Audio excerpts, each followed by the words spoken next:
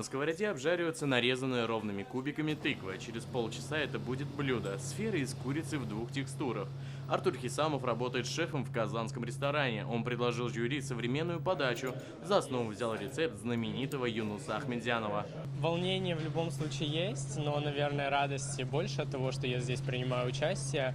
Вообще, это уже мой не первый конкурс, поэтому всегда интересно участвовать в таких различных турнирах и приятно видеть новых участников всегда. Наши повара получат незабываемое впечатление. Легендарный кулинар Юнус Ахмедзянов создавал свои рецепты на основе тех, что собирал во время экспедиций по деревням.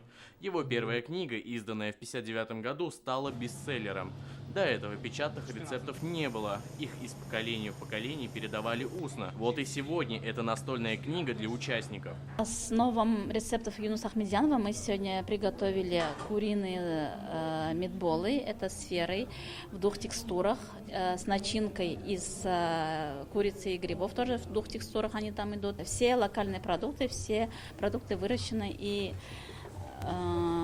произведены в нашем регионе. Основное условие турнира – готовить из местных продуктов. Они должны гармонично сочетаться в блюде повара-конкурсанта и относиться к месту его жительства. Два участника из Казахстана при готовке использовали мясо ягненка и корт. В основе конкурса Юнуса Ахмедзяна были рецепты, которые предлагал наш великий кулинар Юнус Ахмедзянов. Но так как молодежь, она инициативна, она берет основу эти рецепты, добавляет свое творчество, и мы видим новую ступень развития в этом искусстве кулинарном. Более 330 участников, 8 финалистов и 1 победитель. Основой каждого блюда является местный ингредиент. Он выбирался, исходя из места проживания каждого участника. Например, у Зили Азмухановой это конина и шишки. Именно это, по ее мнению, олицетворяет ее район. Именно Зилю признали на этом конкурсе лучшим поваром, сохранившим традиции Юнуса Ахмедзянова.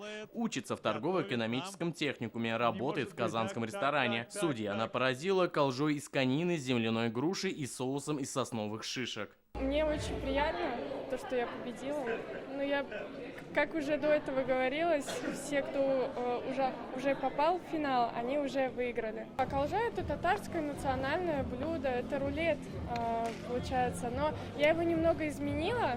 Это из-за того, что мне времени бы не хватило традиционную колжу приготовить, 3 часа запекать, я немножко другой вариант, рассмотрела. Зиле вручили кубок турнира, премию в 45 тысяч рублей и сертификат на обучение у знаменитого ресторатора Аркадия Новикова. Все финалисты получили погружной миксер.